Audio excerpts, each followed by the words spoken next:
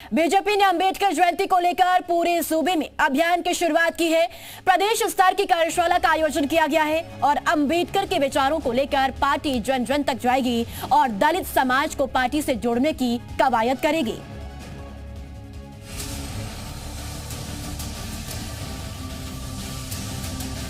सत्ताईस के महासमर में विजय पताका लहराने के लिए बीजेपी ने एक और अभियान की शुरुआत कर दी है। बाबा साहेब अंबेडकर के सहारे दलितों को साधने की तैयारी शुरू हो गई है। एक तरफ समाजवादी पार्टी पीडीए साइकिल यात्रा के जरिए दलितों को साधने की तैयारी करने में लगी है, तो अब बीजेपी उसकी काट के लिए अंबेडकर जयंती के जरिए दाव पेंच आजमाने में लगी है। अंबेडकर जयंती से बीजेपी ऑपरेशन दलित की तैयारी कर चुकी है। इसी को लेकर लखनऊ में बीजेपी ने प्रदेश स्तर की कार्यशाला भी आयोजित की।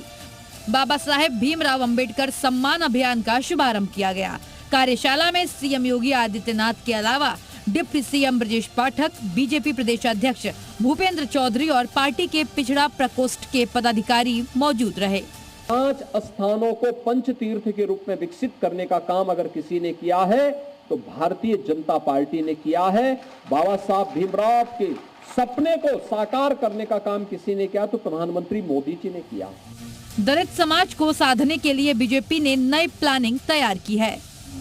15 अप्रैल से लेकर 25 अप्रैल तक बीजेपी गोष्ठियों का आयोजन करेगी। सभी 98 संगठनात्मक जिलों की बस्ती मोहल्ले में ये गोष्ठियां की जाएंगी। बीजेपी दलितों के बीच जाकर खुद और कांग्रेस में फर्क बताएगी। बाबा साहेब अंबेडकर के जरिए कांग्रेस को घेरने की कोशिश की जाएगी। बाबा साहेब की राष्ट्रवादी सोच को प्रचारित किया जाएगा।